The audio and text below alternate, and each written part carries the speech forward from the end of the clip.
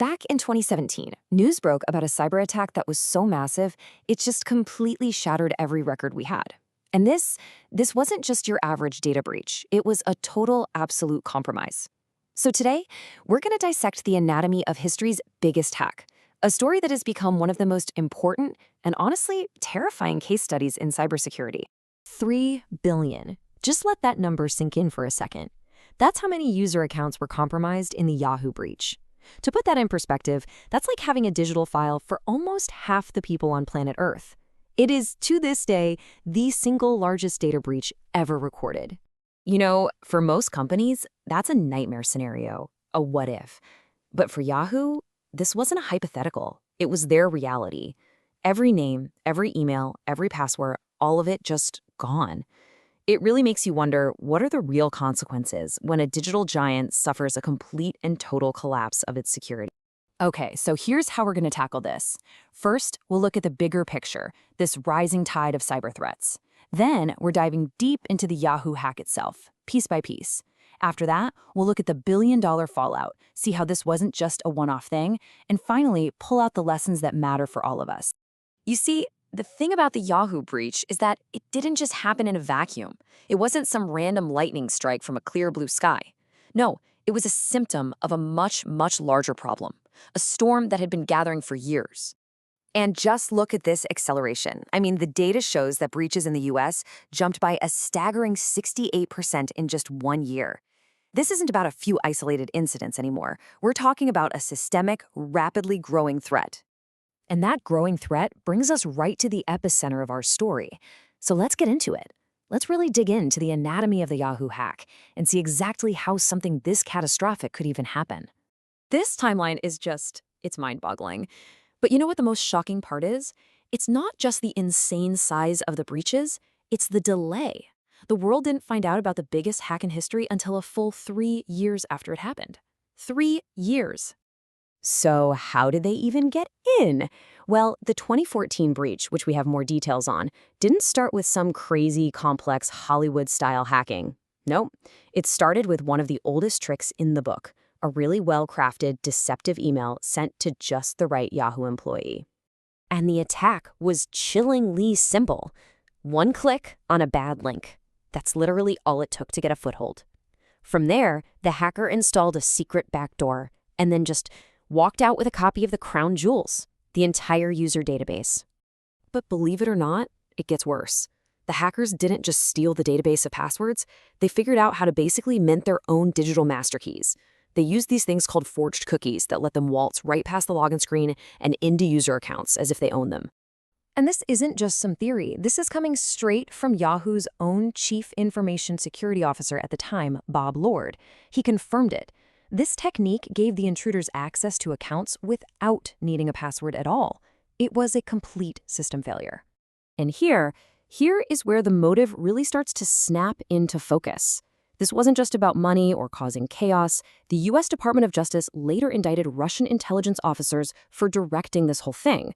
They weren't just hacking, they were targeting specific people for surveillance. This was state-sponsored espionage, plain and simple. Right, so an attack of this magnitude, it doesn't just fade away. The consequences were absolutely immense, hitting Yahoo's wallet, its reputation, and the actual people who were tasked with trying to protect it. So what's this number? Well, that is the direct, immediate financial hit.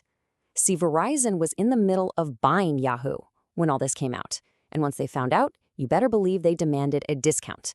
A $350 million discount, to be exact.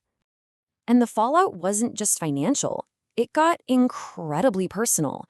The CISO, Bob Lord, actually shared this message he got on LinkedIn. I mean, it is a raw, unfiltered look at the public's anger and the very real human toll this took on the people on the front lines. And when you start to add it all up, the financial damage is just staggering. On top of that Verizon discount, Yahoo got hit with over $117 million in lawsuit payouts. Then another $35 million fine from the SEC for not telling anyone about the breach sooner. We're talking about a total bill of over $500 million. This quote from Bob Lord really puts you right in the room at that moment of discovery. You can feel the surreal horror of it. It wasn't just numbers on a screen. It was this dizzying, gut-wrenching realization of how bad it was, a feeling he compared to a classic Hitchcock movie. Now, it's really tempting to look at this and think, wow, what a massive failure by Yahoo. And it was. But the thing is, the root causes weren't unique at all. Let's widen the lens for a second, because the mistakes they made are part of a really troubling repeating pattern across the entire industry. Look at this. You see the pattern, right? These aren't some exotic, unstoppable cyber weapons. Target got breached through their air conditioning vendor. Equifax failed to install a software patch they knew they needed. Anthem, a single compromised admin account. These were basic, fundamental, and totally preventable failures. So all this brings us to the most important question of all. What do we learn from this? Because understanding these massive failures is really the only way we can start to build a more secure digital future, both for big companies and, honestly, for each and every one of us.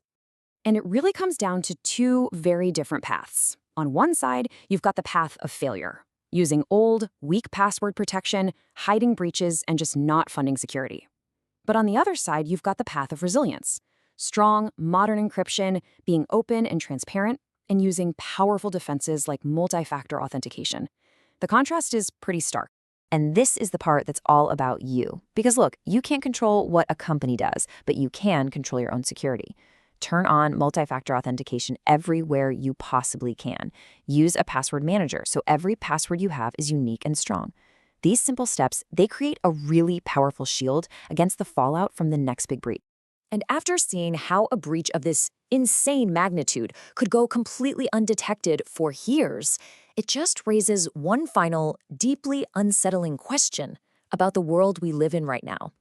Just think about that for a second. For 3 years, the attackers had the keys to the kingdom, and nobody knew.